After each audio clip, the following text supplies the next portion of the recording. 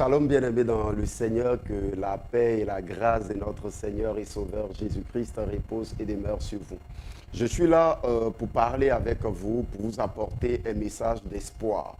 Et j'aimerais parler en fait à une personne qui a reçu une promesse de la part du Seigneur. Une promesse de la part du Seigneur, mais tu te poses la question de savoir qu'est-ce que je peux faire pour que cette promesse de Dieu s'accomplisse? Quelle est la part de contrat? Quel est le rôle que je dois jouer par rapport à la promesse que le Seigneur a eu à me faire?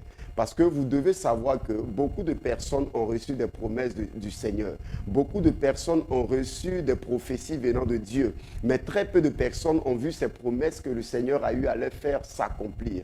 Ça veut dire simplement que Dieu n'est pas un menteur. Lorsque Dieu parle, ce que Dieu dit, la chose arrive. Deuxièmement, Dieu ne promet jamais une chose qu'il va faire. Dieu promet toujours ce qu'il a déjà fait.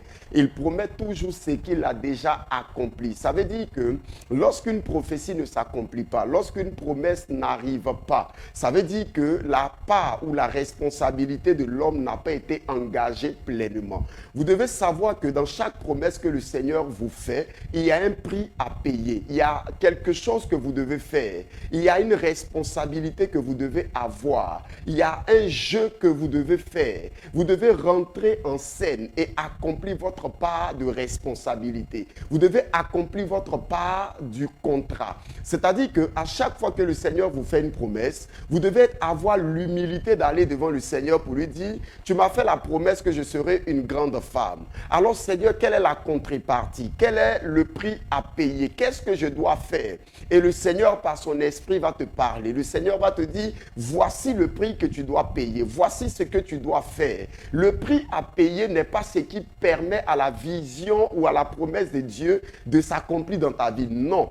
En fait, le prix à payer te permet à toi-même d'être prêt, te permet à toi-même d'être équipé, te permet à toi-même d'avoir les aptitudes qu'il faut avant que la promesse ne puisse s'accomplir.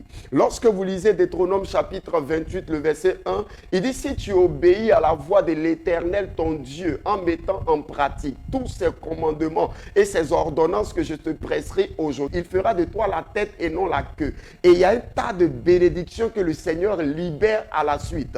Mais il y a une condition, il y a un prix à payer. Le prix à payer ici, il dit, si tu obéis à la voix de l'Éternel. Donc le prix à payer pour que cette promesse puisse s'accomplir, c'est le prix de quoi? L'obéissance, la soumission. Alors j'aimerais te dire, pour chaque promesse que le Seigneur te fait, le Seigneur a dit que tu seras en haut et jamais en bas. Il y a un prix à payer. Le Seigneur t'a dit que tu marcheras sur les serpents et les scorpions et sur toute la puissance du diable. Il y a un prix à payer. Il faut chercher d'abord à payer le prix. Lorsque tu payes le prix, tu te qualifies à recevoir l'accomplissement de cette promesse. Alors j'aimerais prier pour toi maintenant. De là où tu es, tu peux fermer les yeux et je vais prier pour toi. Je prie dans le nom de Jésus afin que le Seigneur te révèle le prix à payer. Le Saint-Esprit te révèle le prix à payer par rapport à la promesse et à la prophétie qu'il t'a annoncée au nom de Jésus. Je déclare que tu n'iras pas dans la terre, tu n'iras pas dans la tombe avant d'avoir vu tes promesses s'accomplir dans ta vie au nom de Jésus.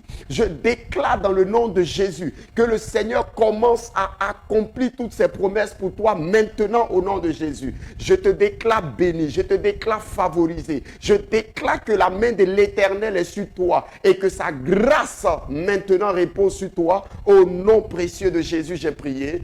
Amen. Que Dieu vous bénisse.